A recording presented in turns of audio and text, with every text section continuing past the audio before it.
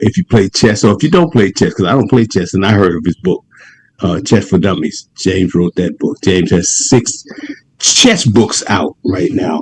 No, well, I don't know about right now, but they're out. Okay, James has written 6 chess books. But those books are not the books that James is focusing on this day.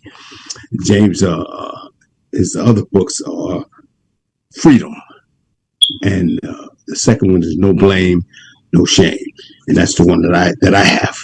No blame, no shame. If you don't have it, go get it. James wrote those chess books, and James was a chess master, played competitive chess and won to be considered a chess master. James has fought and battled alcoholism, drug addiction.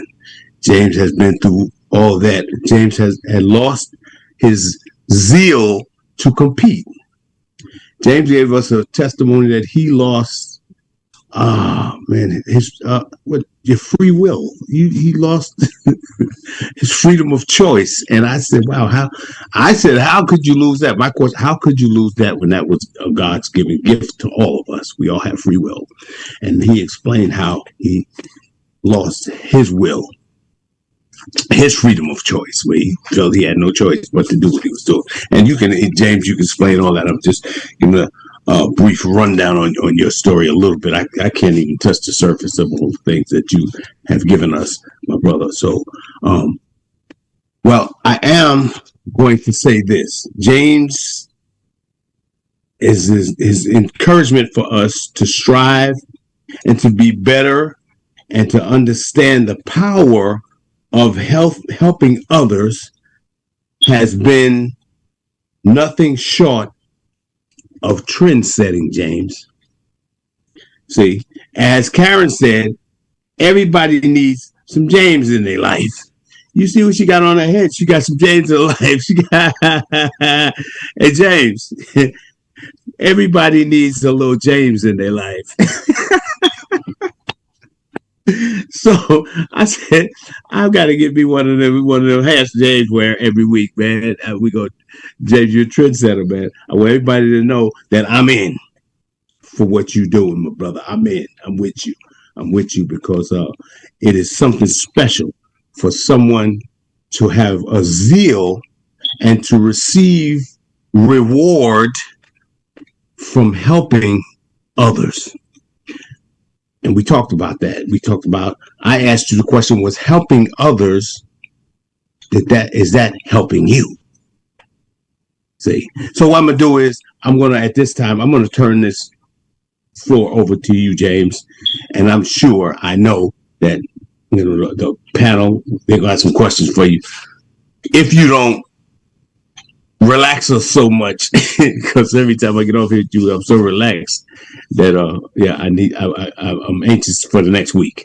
So without further ado, ladies and gentlemen, Mr. James Eade. The floor is yours, James. Thank you so much for that wonderful introduction. I see some familiar faces and some new faces. So I don't want to repeat myself for everybody that has heard my story before, but let's just say that I had a lot of success in life if you term success as material gains, financial well-being, and living in a nice place, driving a nice car. All of that stuff was going well for me, but I couldn't really understand why I still had to self-medicate myself because I was fundamentally unhappy.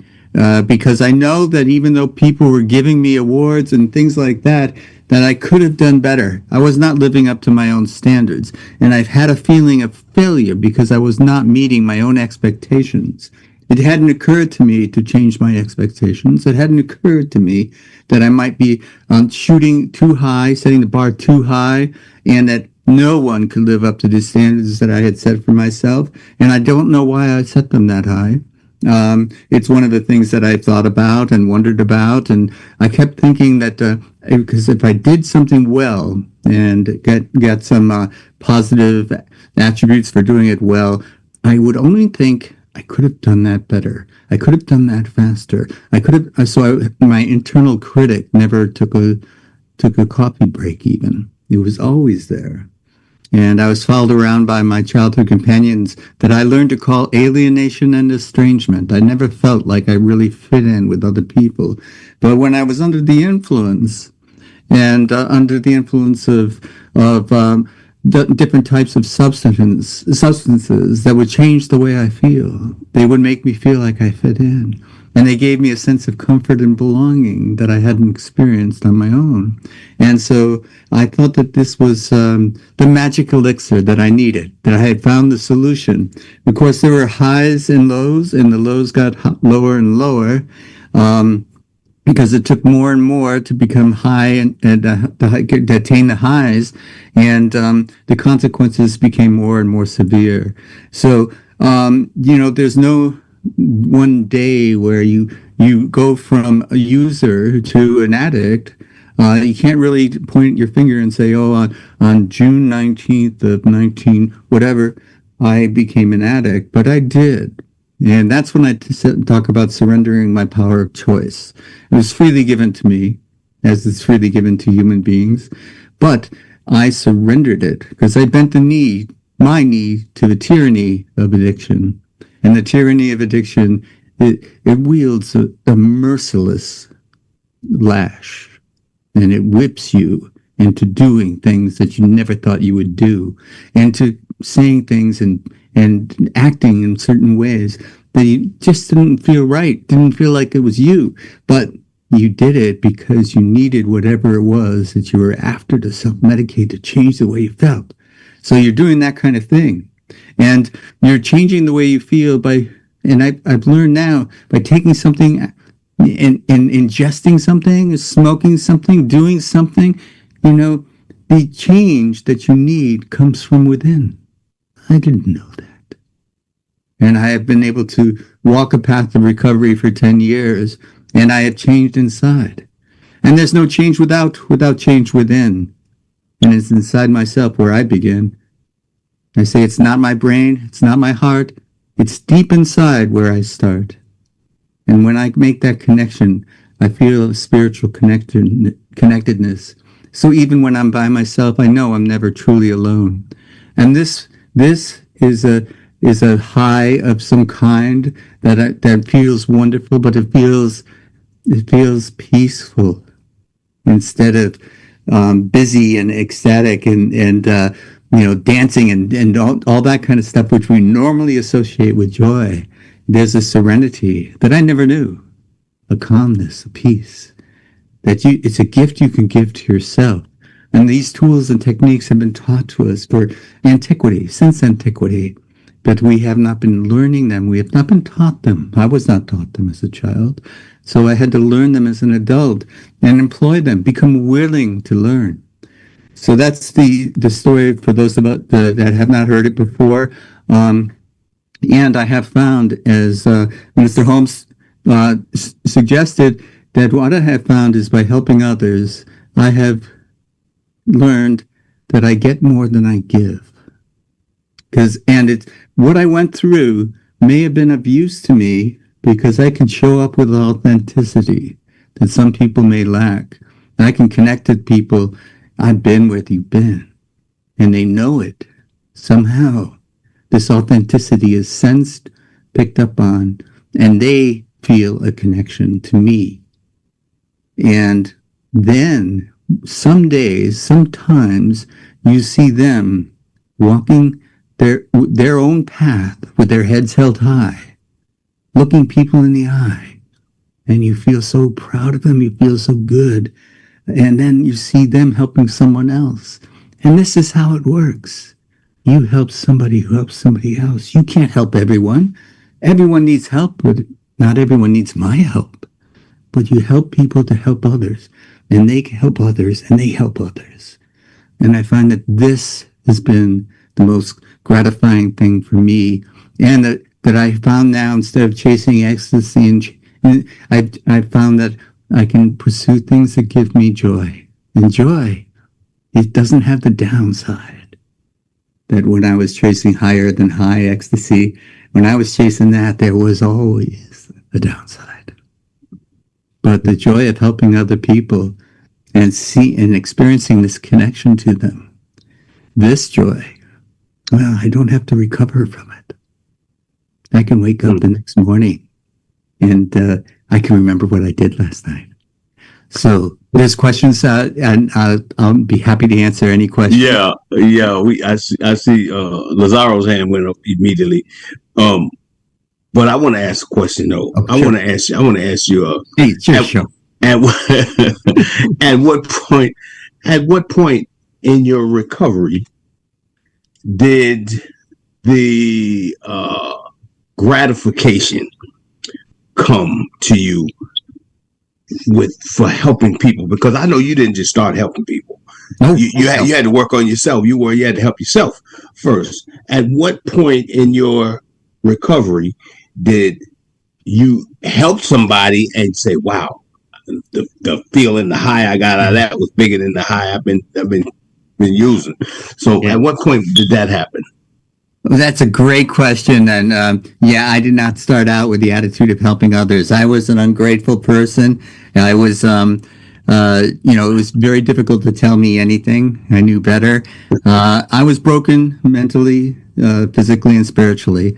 And trying to put myself back together took all of my attention for months. I don't know exactly whether it was 6 months, but I think I couldn't sleep at night. I couldn't sleep, and I would for probably 3 to 6 months. And if you go without sleep that long, it really is a difficult situation to be in.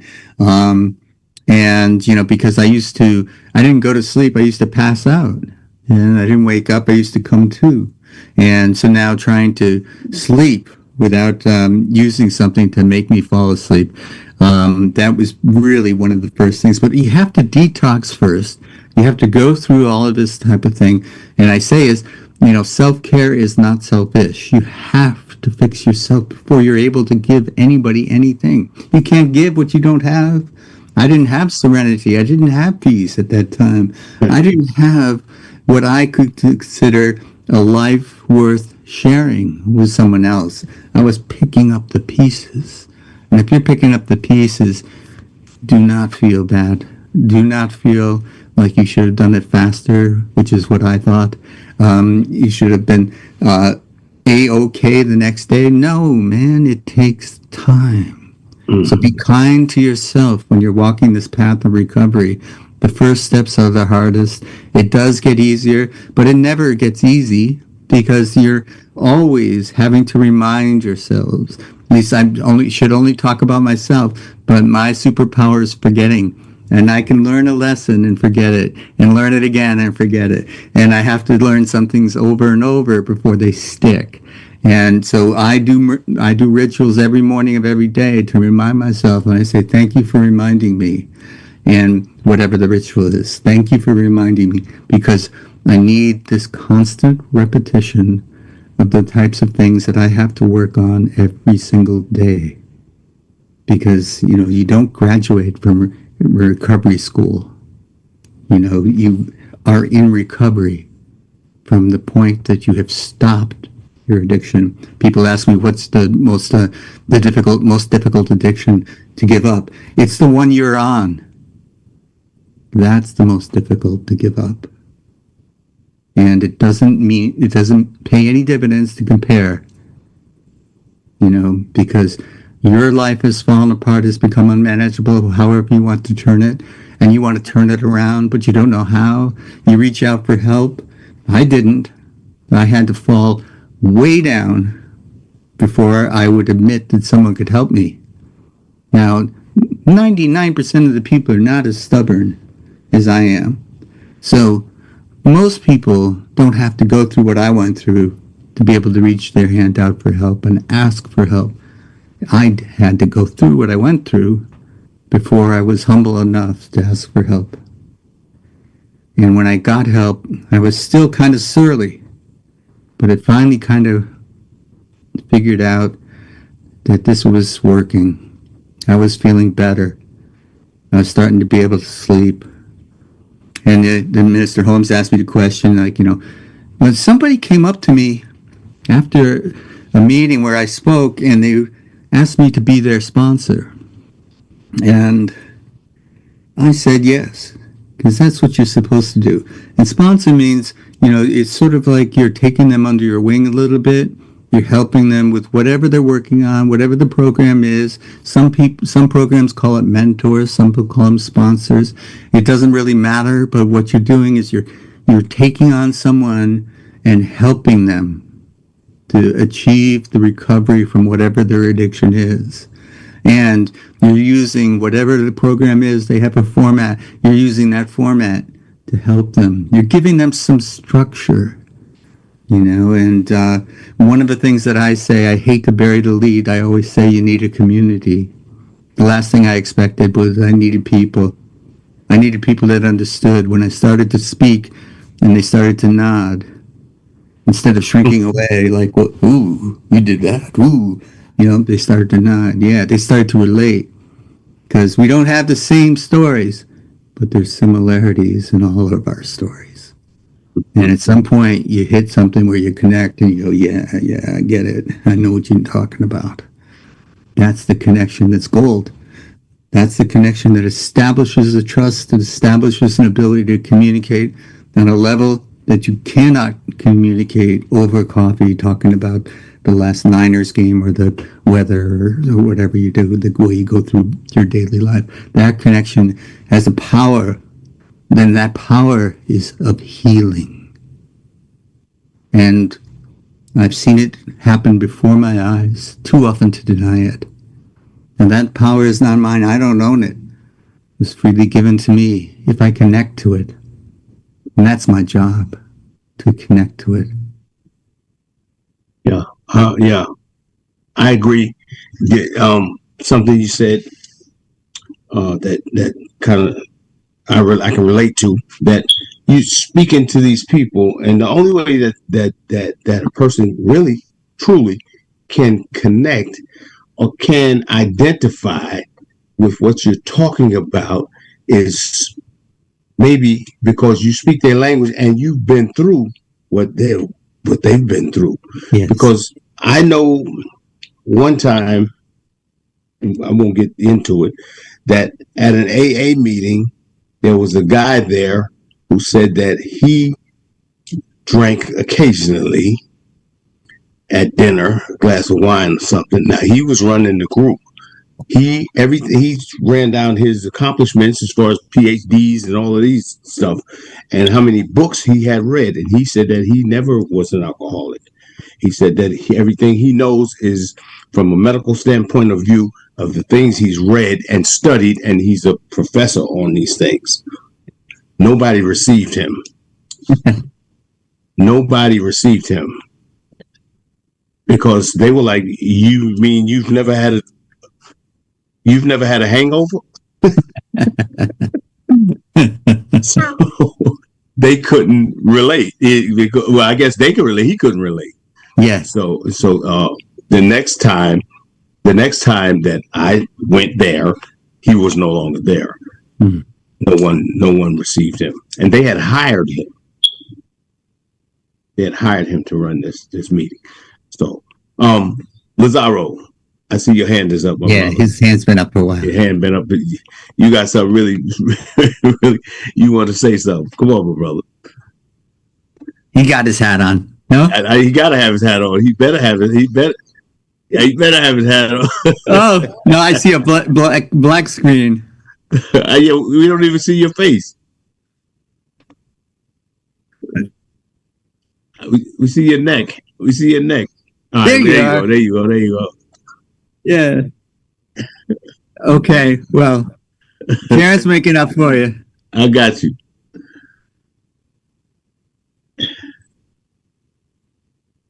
Yeah.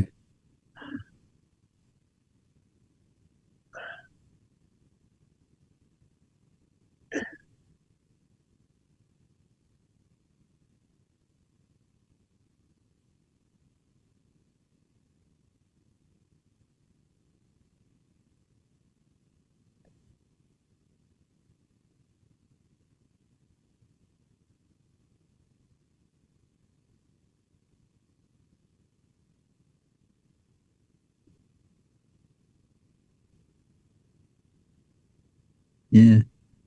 Yeah. Yeah. I I get it. I get it. They just drive me crazy. Like they finish half their drink and leave it. What's up with that? Who does that? Who doesn't finish their drink? Come on. Yeah. So yeah, I hear you. And you use the word struggle, and that's exactly what it is. And it doesn't go away overnight.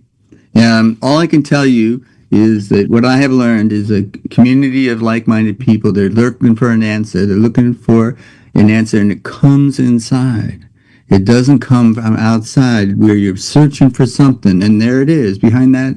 I turned the corner and bam, there it was. No, that's not how it worked for me. And what worked for me is to trust the inner resonance inside of myself.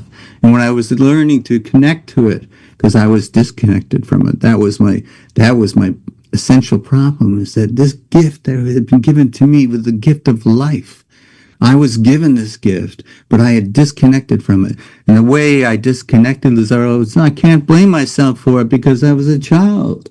And I was a child having certain situations occur, and I created mechanisms that were childish, but that's what I was, a child. And I used these defense mechanisms, and they turned into survival instincts that continued into adulthood. So one of the things that I cannot help you with, but I will tell you what helped me, was to find out what were those defense mechanisms. What was it? I think I mentioned I had my childlike companions that followed me everywhere, alienation and estrangement. Those aren't good friends to have. They don't make you feel very comfortable. So this discomfort was constant. This led to a constant level of anxiety. And it was the anxiety that was medicating. Self-medication, I thought I was on to something.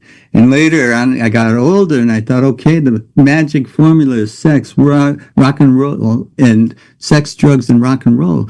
I'd heard about it, I tried it, and it was working, and I just needed to get the formula right. Too much of that can be a problem. Too little of that can be a problem. So I was constantly trying to find a solution, and I would just end up short. Sometimes, I won't lie, sometimes it seemed like the answer, I got it. I felt so good, so ecstatic, so alive. And these things that I experienced, man, I don't know if I would trade them in because they set me up for falls later. Yeah, but they set me up to know that chase was not the answer. That wasn't what I was looking for. I didn't know better at the time, so I don't blame myself for chasing it. But now I don't want to chase it. And I don't have to change the way I felt. When I feel anxiety, I can take a deep breath in through the nose, exhale. And this is what Minister Holmes is talking about. We all calm down when we do this. Because the mind can calm the body and the body can calm the mind.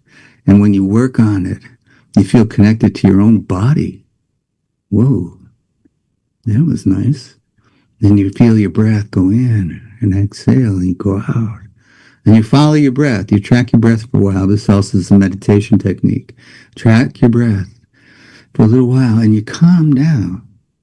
Because the one thing about feelings is they're not permanent. You don't stay happy. You don't stay angry. They change. You don't stay anxious. It changes too. And I don't have to take something to make me change the way I feel. I can do it today by breathing. But it's a struggle, Lazaro, because what you have to do is find what works for you. I can't tell you what works for you. You have to, through trial and error, find what works for you. Mm. And when you find it, don't let anyone tell you it's the wrong thing. If it works for you, do it. If it keeps you connected to you, Lazaro knows what works for Lazaro now. Lazaro has to keep doing that. Even if people tell him, hey, this thing over here, is that James uses this deep breathing mechanism. Let's do that. No, man, you found what it works for you. Deep breathing may not work for you. It works for me. But maybe it won't work for you. Maybe what you need is headphones on and they're chanting Om in G or maybe Om in C. Something you'll find something if you keep trying.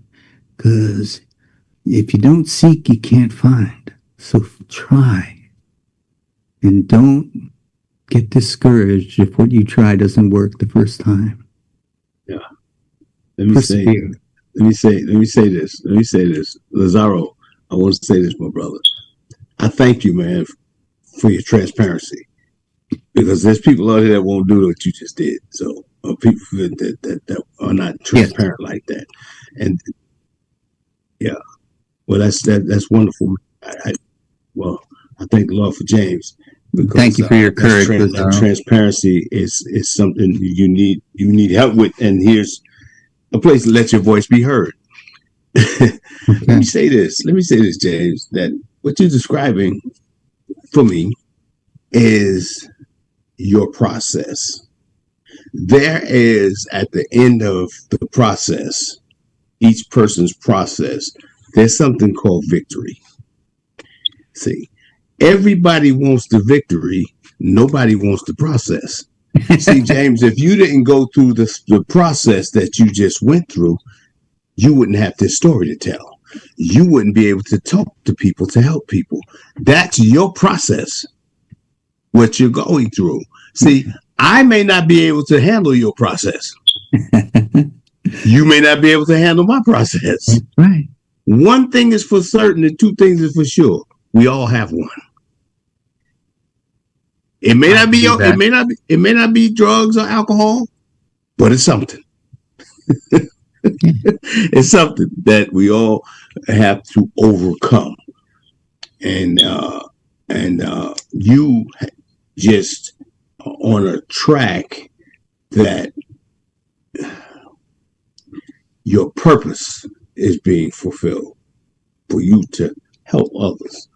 And it is so much. I have so much admiration for you because of the knowledge of yourself that you have. You know who you are. You know what you're doing, and you know why you're doing what you're doing, and that's awesome. Yeah, huh? Yeah. I think is it on Amazon? Yeah, Amazon is you can certainly buy it there. There's a young lady in here that and she put something in the chat. Yeah. Her name's Rita. And she says, "Hi, James. One of the ladies here recommended this show to me, and I've been hitting a breaking point while trying to learn how to accept help. It's been a real struggle, and I'm feeling like giving up out of anger or stubbornness. Do you have any suggestions?" And yes, I have a sponsor. I feel like judged though. Any suggestions? Is Rita still with us? I just was looking for her, and I think she's left. She might have. I'm really kicking myself because when I read that, I wanted to respond right away. But I don't see her. Yeah. I don't see Rita. But I wish I could get her back. Yeah, that's real good. That's real good. That's real good stuff right there. Because she's keeping it real too. The idea of accepting help. Well, this was my biggest thing. I wish I could talk to her because not only can I relate, I would double down on she's not as stubborn as I was. But it's not a comparison. I'm only kidding. That was supposed to be a joke. The anger or stubbornness, I can only say that for me, I had been trained or conditioned to believe in self-sufficiency, to believe that I didn't need help and that asking for help was a sign of weakness. And this is not a good thing to train a young person into believing, but I did get trained that way and I did believe it. that it was a sign of weakness to ask for help. I see Now I Rita know. back. Oh, Rita's back. Rita, thank you. I'm addressing your question right now, Rita. I'm so glad that you returned. I congratulate you for asking a question such as that. You made yourself vulnerable. You allowed us to see us inside of you a little bit. Oh, you got kicked off, Rita. Oh my goodness.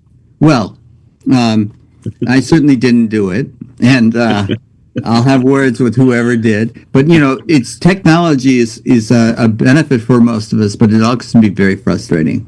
Sometimes we have no explanation for the things that happen. Like we couldn't get Lazaro on the screen, and then I figured out it was because he wasn't wearing his hat. But these things happen. So I'm so glad that you're back because you spoke about something, you wrote about something that was very meaningful to me in the sense of asking for help. And then you also went on to wonder if what you're just stubborn and angry, and relate to that. Those are some of my feelings as well. And then you said you have a sponsor, and but you feel judged. Oh man, feeling judged is one of the things that all I can say is that there are so many people who are trying to help, and they do not judge you because they've been where you are, and they know you can make it, and they only are focused on that. They're not judging you. However, we're imperfect. Language is imperfect. Language is ambiguous sometimes, and we can say things that may feel like we're judging. But if their intention is to help, they're out there trying to pull you up, to lift you up. But we're not, we're just human beings. We may be spiritual beings, but we're having human experiences, and humans are fallible. We don't always express ourselves the best way. We don't always make you feel safe. We can make you feel like we're judging you. And I have no idea because I'm not there. Maybe that person is judging you. I don't know. But I do know that the majority of people that I have seen trying to help people, they're doing it because someone helped them, and they're trying to pay it back. And they're doing it the best way they know how, which is going to be imperfect. No one's perfect, but we're doing the best we can to help someone because we know what it's like. And so you can feel anxious, you can feel anger, you can feel all these different feelings. Know that they will pass. Keep going. If you have found your path, you must walk it. Keep one foot going ahead of the next. They say do it one day at a time. Sometimes it's 5 minutes at a time. Just put the next foot forward. I'm sorry. You might need a new sponsor. That's absolutely right. I fired my first sponsor, and he called it firing. That's how it felt to him. I didn't. It just wasn't working. You know. And that was respecting me, yes, but they had a way. They were pretty sure that they knew if I did what they said, everything would be all right. And some of the things they said, I knew weren't right for me. And so then they thought I was argumentative. Now they might not. They might have been right.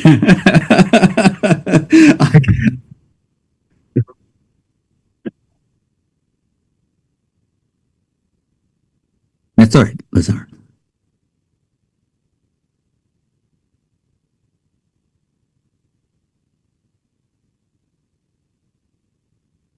Wait a minute. Wait a minute. Wait. Hey, wait. Stop. Hold up. Wait a minute. I'm confused. When they pay you, you got to pay a sponsor.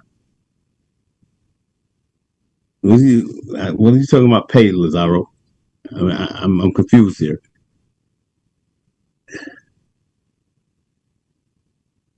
You're Yeah. gonna pay the sponsor. There are many ways, and when I was diagnosed, that I could make it. I didn't need a liver transplant. The guy told me to either get a therapist and do specialized in addiction and recovery, or go to a 12-step program. And so I did a little math, and the 12-step program was a lot cheaper, so I chose that. Eventually, I didn't do it early on. I took about 3 months to realize again that I couldn't do it myself because I was so sure that I could. But when you get a sponsor or another program, we call ourselves mentors. So it depends on what program you are, what the terminology is. It doesn't really matter. You're basically helping someone because someone helped you, and you're not charging. There's not any money transfer involved. If you go to a therapist, you go to a counselor, you go to someone who's got a degree in this type of thing. Yeah, they expect to get paid, and yeah, you have to pay them. But in any case, the person that was working as a volunteer for me still had his agenda, and I wasn't following his agenda just well enough. Now, I knew enough to know, to have some sense. This became very strong in me later on, but even then, and I worked with him for a while, months, and so I gave him a lot of the benefit of the doubt, and I tried things to do things his way. But certain things, and he was so sure of himself. And this is, people have their own character defaults. They have their own issues. And sometimes people with decades of experience still haven't really figured out what their issues are and haven't worked on them and haven't changed.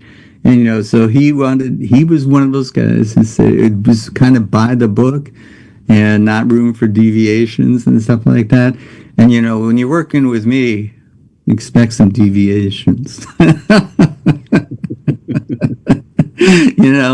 I've never, one of the first report cards I ever got, it says, James has trouble following directions. Yeah, I did then, I do now. So what we have to do is communicate. And he wasn't so good. He was good at instructing. And so I need someone who can communicate. And so I left him, and I got someone now who, she's a life coach, is what she calls herself. But it's a spiritual connection between us that I turn in, and I call her my spiritual advisor.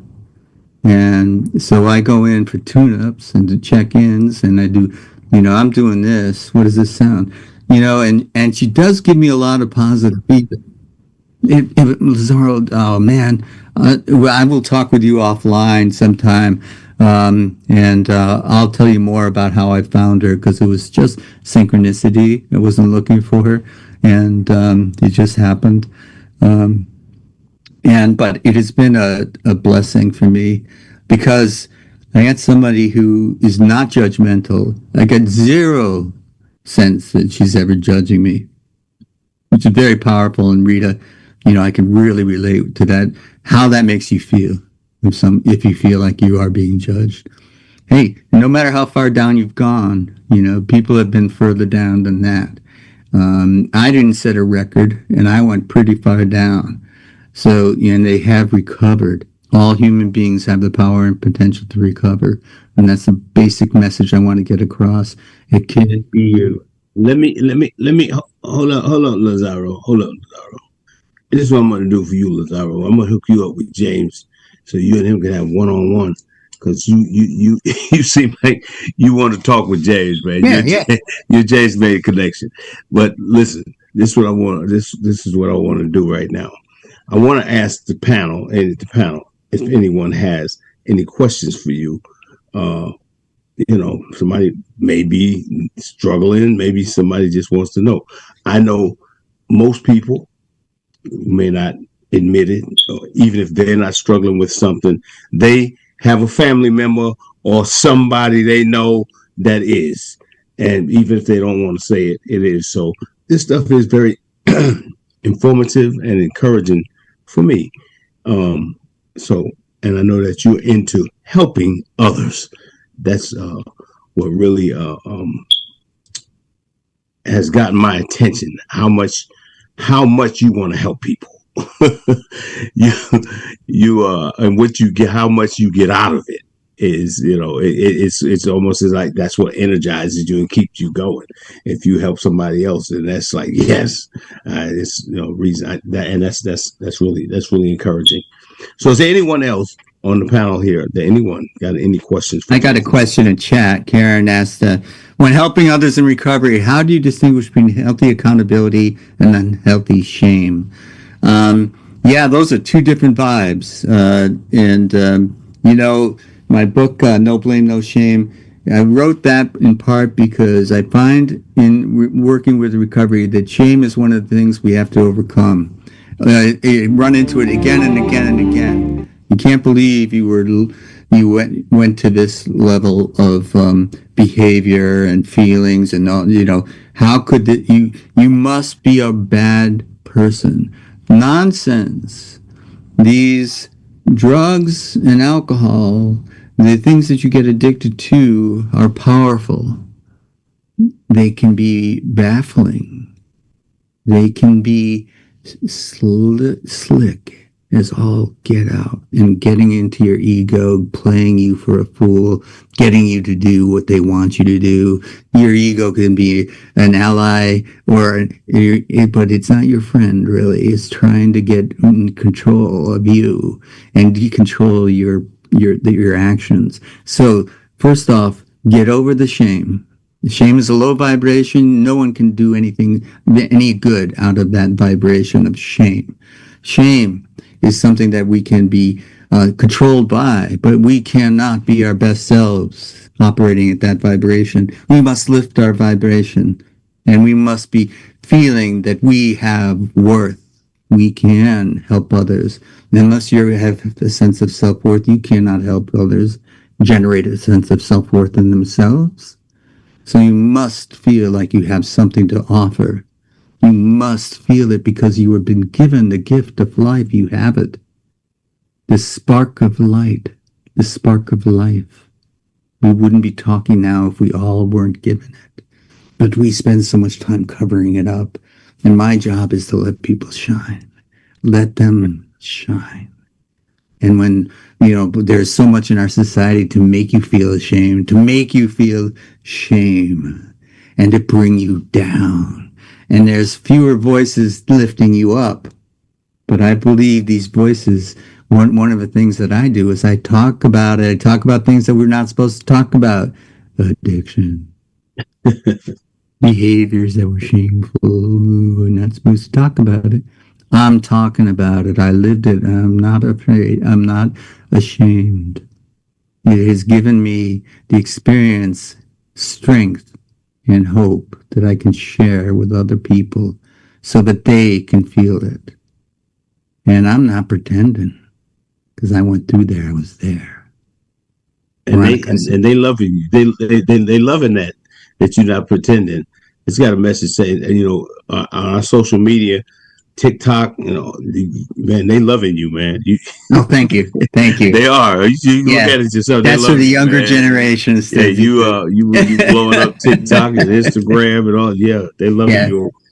Hey, Veronica, I saw your hand go down, so that's my cue to call on you. No, yeah, Veronica. When the hand goes up and then goes down, Veronica, they thought better of it. On the timer. On the timer. Say it again. I said on the timer, on the clock. Okay. Well, right now you're punched in. So share. Good. My turn. I just wanted to ask, how do you know if you have an addiction, or when do you know? Because, as kids, people hang out, they party. How do you know when too much is too much? Yeah. Wonderful question. I don't have an answer for you. It's always 20/20 hindsight. I don't know. Some people, I think, can see it coming, and they have foresight. They can see it coming, and they say, I shouldn't do that. I can't do that. If I do that, X, Y, and Z will happen. I didn't do that. I walked right into it. I call it the rabbit hole of self-loathing. I walked right into it. Even though there was a neon sign saying rabbit hole, don't walk into it. I walked into it over and over and over again. And now I see that there's a 10-foot sign saying rabbit hole 10 feet ahead, and I can stop myself.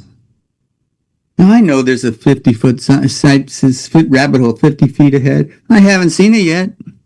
I know, I hope someday I will. But I see the one at 10 foot ahead, and I stop.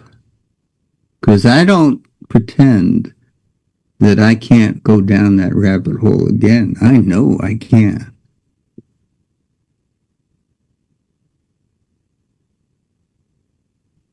Yes. We don't see the signs until we do. No, man, I'm talking about when you're clean and sober, one day you'll see the sign and you won't fall down that hole again. When you are one, I wish you had said that louder. Yes, it takes a lot of work. It takes a lot of work, a lot of perseverance, a lot of stumbling and falling, picking yourself up, dusting yourself off, and doing it again.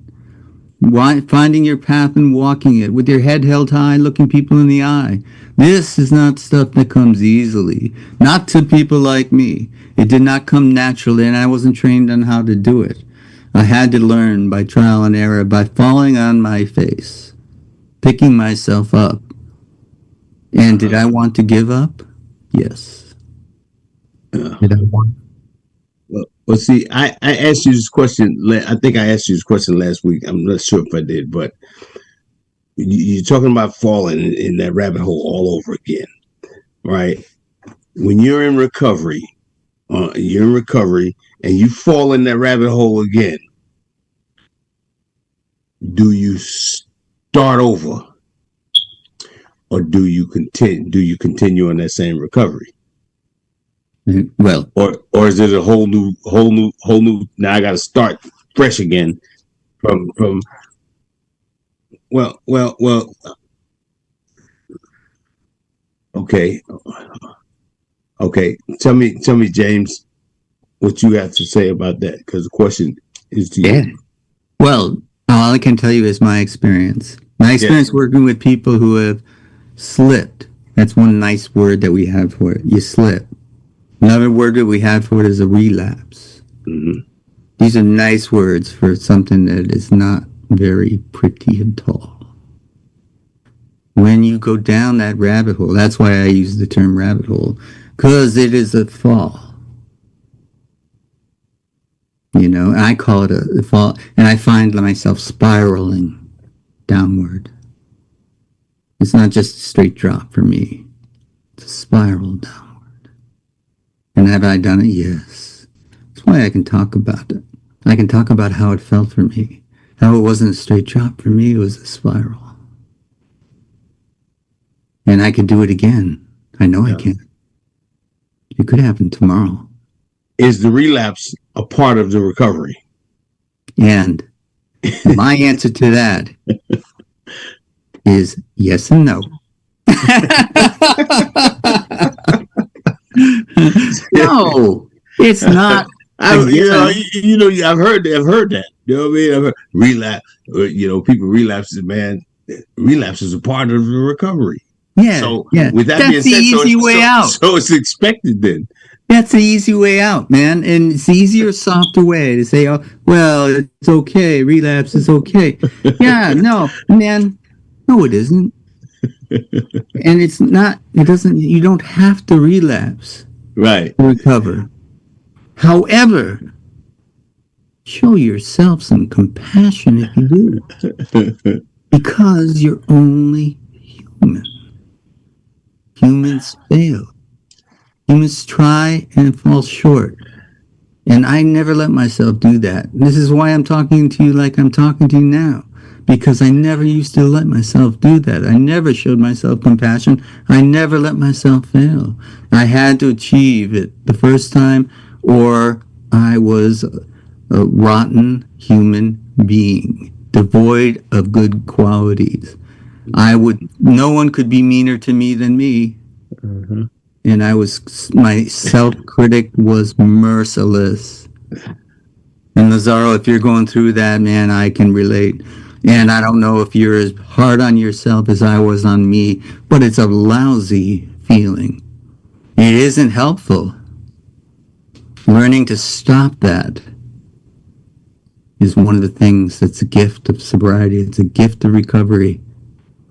To stop beating yourself up. Because when you have relapsed, when you have slipped, these feelings, these inner critical voices, these things are without mercy. They will not show you any compassion. So, what you have to do is come up with some mechanism that only works for Lazaro. It's not what works for me. I called them shadow whisperers. They would get in my ear and they would whisper. I was misunderstood, they would tell me. I was a good guy, but they just don't understand you. And, they're kind of to blame, not you. If they would just leave you alone, if they would just do this or do that, they weren't my friends. And what I would do is shine the light on them. And I would find out when I shone a light on these shadow whisperers, they were small, ugly, and they ran away from the light. But when they were whispering in my ear, they sounded like my friends. They sounded like they had my best interest. Yeah. And they did not. Listen. For the sake of time, we go. Don't worry, James. I know you'll be good. Next week we got. You can't shut me up. This is James' show. Let James's voice be heard on Friday nights at 8:00. Let James be heard, man. And we love it, man. There's so much more that you have for us. Before we go, I see Tony has his hand up. Is there anyone else who has anything to say or comment or question before we go? Tony, go right ahead. Unmute yourself. Mm-hmm. There you go. James, man, I'm starting to listen. You see me? You see, I got my popcorn ready. Where's your hat, Tony? I ordered it. It'll be in any day now. Right. Yeah, I got Parents my showing popcorn ready, man. Okay. And everybody here, when James come on, get your popcorn ready, man, because it's definitely an adventure. Yeah. And those who haven't bought the book, you cheating yourself, because it's nothing like when you go to bed or you don't have James to still have him in your house. You know what I mean? Read a few chapters, because his books only get deeper. You getting it raw right now. You getting the raw James. But the books, nothing like the books. And anybody that has meetings and places that James could come, any kind of group you have, women's, men's group, contact us. James, we'll come to you. We'll come to you. James is not stuck in California. We'll come right to your doorstep, because that's what he's about. And I'm about in supporting it. Let your word be out. Get out the message. And I know James personally, and nothing soothes him better than helping somebody. $1 million couldn't do nothing. If he could help one person, that's what he gets high on. That's what I get high on too. So, pleasure having you, James. I love you, man. Thank you, Tony. Yeah, is there anybody else have any comments or questions for James? We are excited every week, James. I mean, you never cease to amaze me. You always leave me with something different, and it's been going on for a couple of months now. So I know that this story and this adventure that you have us on, man, seems like it's a never-ending story, and it won't end, because what you're describing, what you're going through, and what you're offering is lifetime. This is it's a life worth living, and it's a and I'm having fun. Yeah. That's what I thought I'd give up. and it's a lifetime walk. So Yeah. this is not just for today and for tomorrow. This is something that you need to keep up each Find and your every path day. and walk it. That's right. Exactly. I want to thank our panel. I want to thank our panel for being here. Thank you all. Thank everyone here. I want to thank you, Pastor Milton. What a pleasure and a blessing to have you with us tonight, sir. We are honored to have you and looking forward to seeing more of you. I just thank each and every panel person here. You guys are here. I know all of you. You know me. I love you guys, and you guys keep coming. Keep coming to Let Your Voice Be Heard Talk Radio. This your boy now.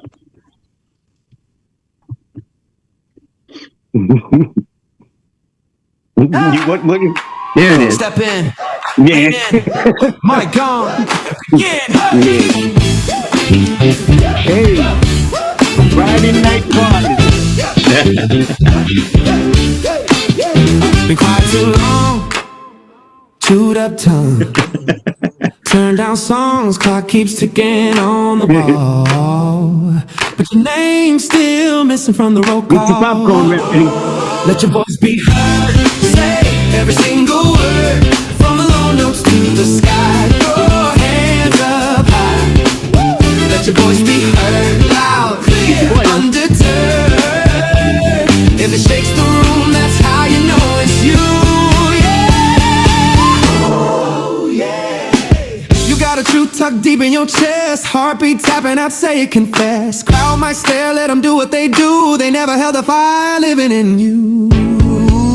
Let your voice be heard. Say every single word. From the low notes to the sky. Throw your hands up high. Let your voice be heard. Loud, clear, undeterred. If it shakes the room, that's how you know it's you.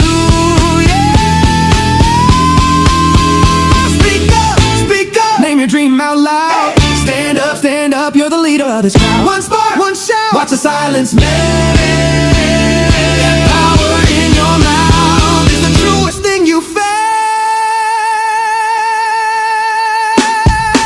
Oh, let your voice be heard. Say every single word. From the low notes to the sky. Throw your hands up high. Let your voice be heard. Loud, clear, undeterred. If it shakes the room, that's how you know it's you. Yeah, that's you. That's you. Step in, lean in, mic off. Never again. It's your boy now. Recording stopped.